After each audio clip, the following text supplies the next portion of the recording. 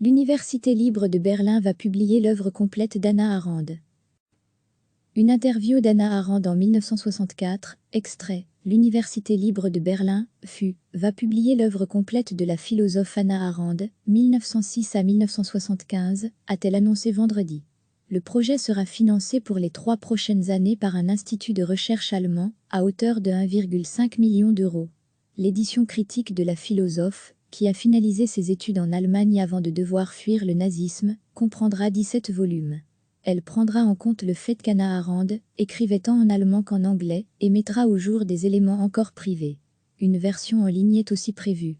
Sur le site de l'Université libre de Berlin, Hannah Arendt est née à Hanovre dans une famille juive. Elle a terminé ses études universitaires à Berlin avant de partir pour Marbourg, où elle a suivi les cours de Martin Heidegger, avec qui elle entretiendra d'ailleurs une relation sentimentale.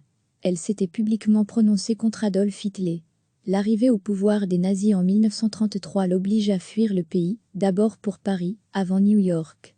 Son rôle d'observatrice au procès d'Adolf Eichmann en 1961 lui apporte une notoriété internationale. Elle décède en 1975. Plus d'infos sur les œuvres d'Hannah Arendt. L'Université libre de Berlin, va publier l'œuvre complète de la philosophe Hannah Arendt, 1906 à 1975, a-t-elle annoncé vendredi.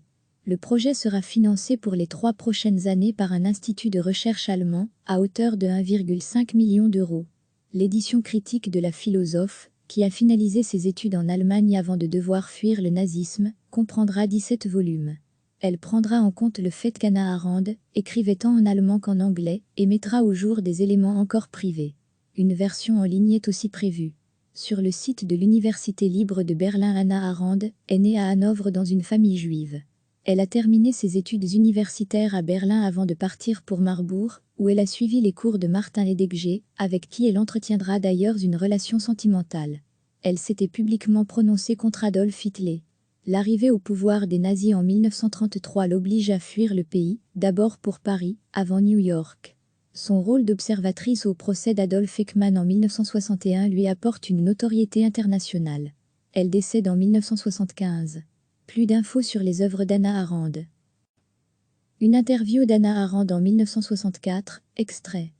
Cliquez sur s'abonner pour recevoir les dernières nouvelles.